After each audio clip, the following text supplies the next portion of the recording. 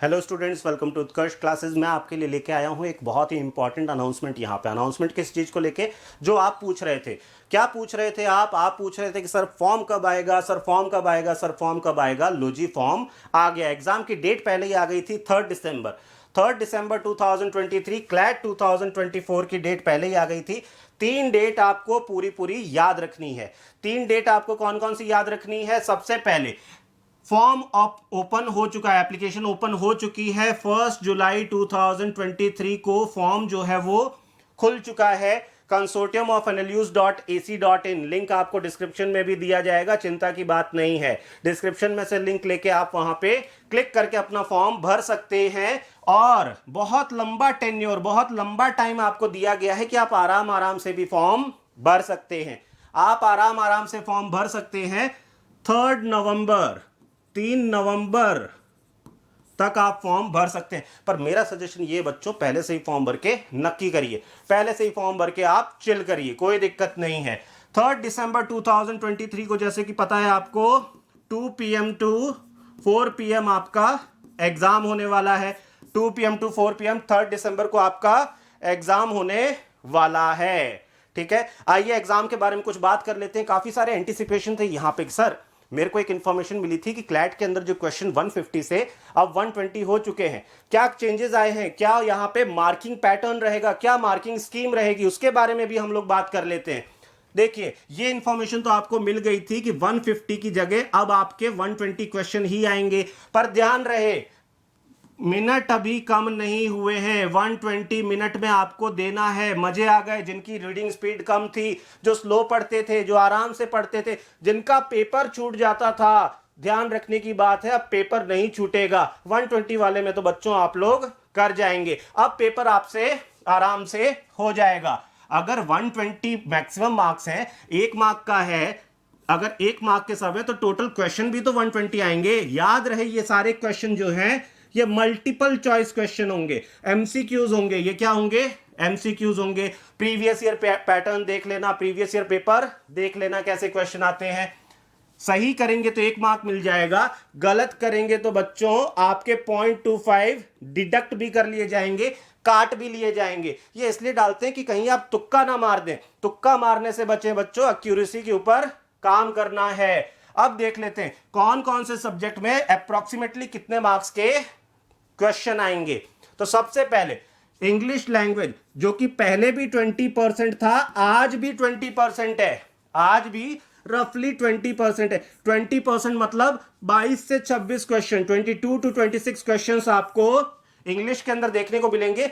ठीक वैसे ही जैसे लॉजिकल रीजनिंग के अंदर भी आपको 22 से 26 क्वेश्चन देखने को मिलेंगे, क्योंकि ये भी है 20%, ये भी है 20% वेटेज रखता है। अब आप देखेंगे करंट अफेयर्स, जीके और लीगल रीजनिंग, ये पहले भी 25% वेटेज रखते थे, आज भी 25% वेटेज रखते हैं। कितने क्वेश्चन आएंगे लगभग सर?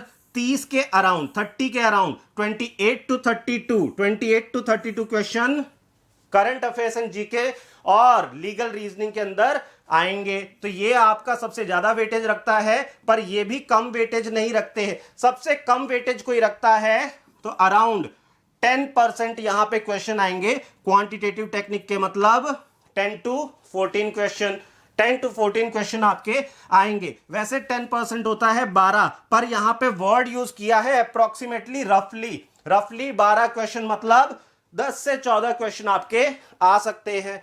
तो ऐसी पॉसिबिलिटी है या तो दो क्वेश्चन आ जाए 5 मार्क्स के, पैसेज डेटा इंटरप्रिटेशन आ जाए, या फिर 3 डेटा इंटरप्रिटेशन आ जाए 4 मार्क्स के। कुछ भी हो सकता है यहाँ पे, कुछ भी हो सकता है यहाँ पे। देखना होगा, हमें तैयार रहना है सबके लिए, हमें तैयार रहना है सबके लिए, चिंता की बात ही नहीं।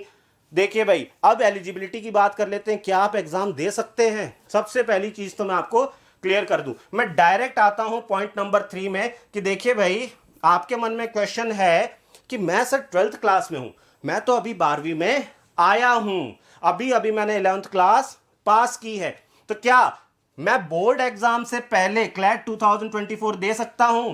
तो कंसोर्टियम कहता है कि बिल्कुल दे सकते हैं।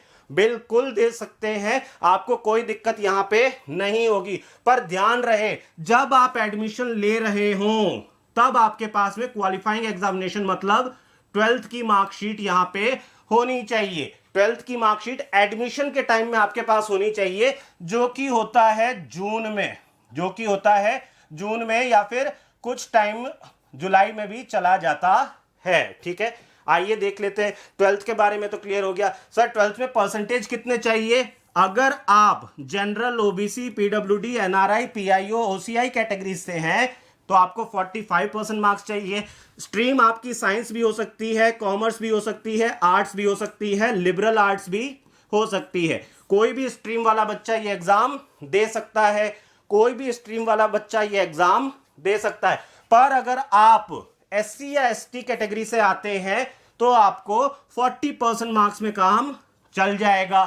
40% मार्क्स में काम चल जाएगा। एक क्वेश्चन मन में, क्या मैं एग्जाम दे सकता हूं? मेरी एज तो 20 से ऊपर हो गई, 21 साल का हो गया। बिल्कुल दे सकते हैं, कोई भी अपर एज लिमिट नहीं है, कोई भी अपर एज लिमिट नहीं है। बहुत साल पहले ही अपर एज लिमिट यहां से हटा दी गई थी। अब आपके मन में एक क्वेश्चन आएगा कि सर एक बात बताइए, है तो 120 मार्क्स ही, अगर दो बच्चों के सेम मार्क्स आ जाएं तो फिर यहां पे कंसोर्टियम कहता है कि तब मैं देखूंगा कि लीगल एप्टीट्यूड में किसके मार्क्स ज्यादा हैं।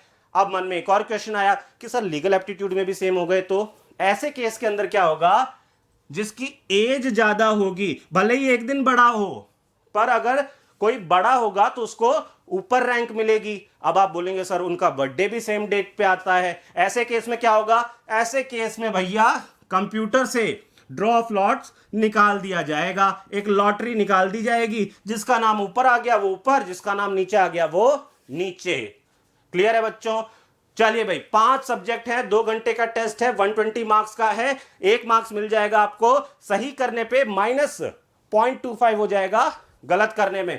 तो पांचों लैंग्वेज, पांचों सब्जेक्ट के बारे में, English language, GK and CA, legal reasoning, logical reasoning, quantitative technique, इनके अंदर सर आखिर सिलेबस क्या होगा? तो सिलेबस देखिए, सिलेबस के एकदम बहुत ज्यादा पीछे नहीं पढ़ना, पर सिलेबस आपको पढ़ा हुआ जरूर होना चाहिए, पढ़ा हुआ सिलेबस जरूर होना चाहिए। देखिए भाई, यहां पे ना इंग्लिश के बारे में बात हो रही है, इसमें कहा गया है कि 450 वर्ड्स का, लगभग अबाउट 450 वर्ड्स का पैसेज आएगा। उस पैसेज से फिर आपको क्वेश्चन पूछे जाएंगे। अब ये फिक्शन हो सकता है, नॉन फिक्शन हो सकता है, ये जो पैसेज है फिक्शन से आ सकता है, नॉन फिक्शन से आ सकता है। अभी तक ये देखा गया है, कई बार एडिटोरियल से आ जाता है, किसी मैगजीन से आ जाता है, किसी वेबसाइट से आ जाता है, तो ये कहीं से भी आ सकता है। बस ये है कि 12th स्टैंडर्ड का जो स्टूडेंट है वो इसे 5 से 7 मिनट के अंदर पढ़ लेगा, वो इसे 5 to 7 मिनट के अंदर पढ़ लेगा। ठीक है, फिर आपको टाइटल ऑफ द पैसेज आ सकता है, main idea of the passage आ सकता है, central idea of the passage, tone पहचानने के लिए आ सकता है, पार्ट ऑफ स्पीच, वोकैबुलरी, कुछ भी यहां पे पूछा जा सकता है।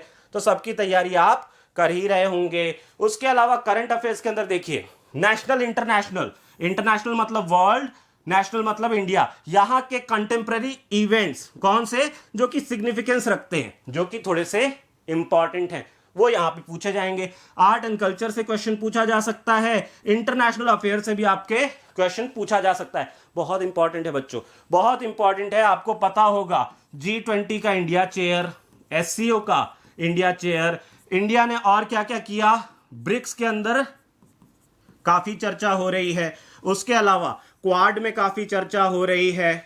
ठीक है, हमारे रिलेशन जो है रशिया यूक्रेन वॉर जो है, रशिया यूक्रेन वॉर की वजह से हमारे रिलेशन जो है वो USA, रशिया, चाइना, इजराइल, इन सब से बन रहे, बिगड़ रहे अलग अलग स्टेजेस पे।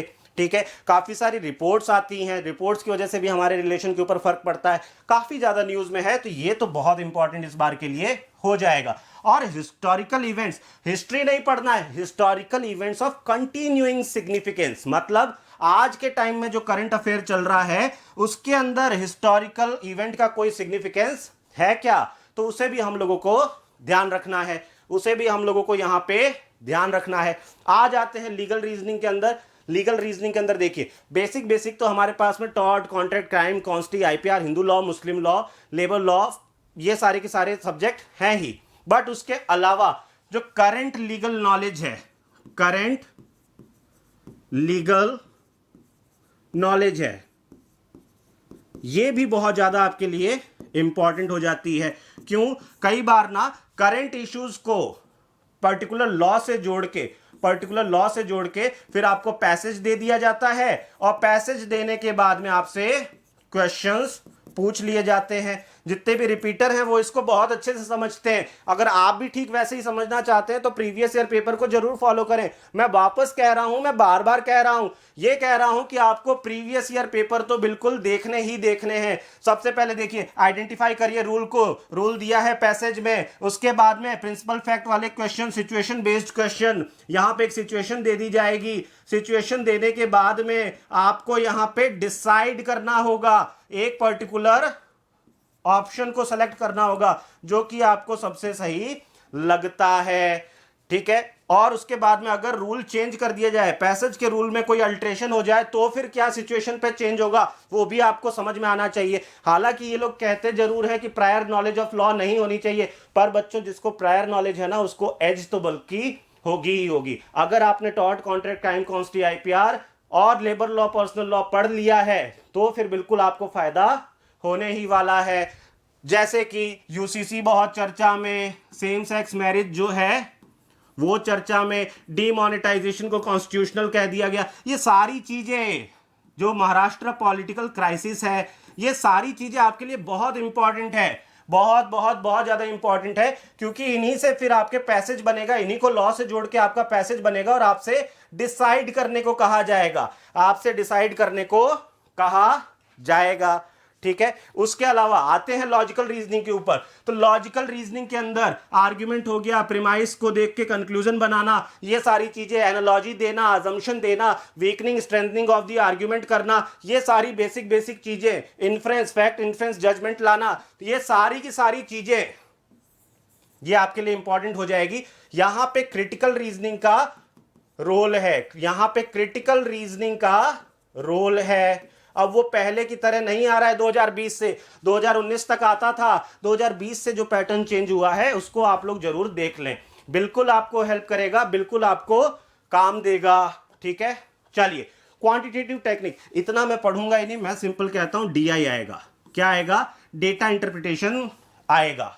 कुल मिला के डेटा इंटरप्रिटेशन, एक सेट ऑफ डेटा दे दिया जाएगा, या तो केसलेट फॉर्म के अंदर, या फिर टेबुलर फॉर्म में, बार ग्राफ फॉर्म में, पाई चार्ट फॉर्म में, किसी भी फॉर्मेट में दिया जा सकता है, आपको दे दिया जाएगा और उसके बाद में आपको सॉल्व करना होगा। बेसिक नॉलेज आपके पास में होनी चाहिए। तो ये आपका सिलेबस हुआ, एलिजिबिलिटी हुआ, इंपॉर्टेंट डेट्स हुई, सब अनाउंस हो चुका है। कमी कहीं अगर रखनी है तो उसे दूर कर दीजिए, कमी कहीं है तो उसे दूर करेंगे, हमारा काम बन जाएगा। अभी से पढ़ना चालू करिए, बिल्कुल काम देगा। सारी चीजें जो हैं हम लोग प्रोवाइड करवा ही रहे हैं। जो बच्चे हमारे साथ में ऑनलाइन और ऑफलाइन जुड़े हैं उन्हें फायदा हो रहा है। अगर आप भी क्या कहते हैं हमारे स्टूडेंट बनना चाहते हैं तो T3 नाम का टारगेट बैच, T3 नाम का एक बैच है उत्कर्ष ऐप के ऊपर, उसे आप सब्सक्राइब कर लें और फिर आप अपनी तैयारी को मजबूत कर सकते हैं। फिर मिलते हैं किसी ऐसी इंफॉर्मेशन के साथ, तब तक के लिए जय हिंद, जय भारत।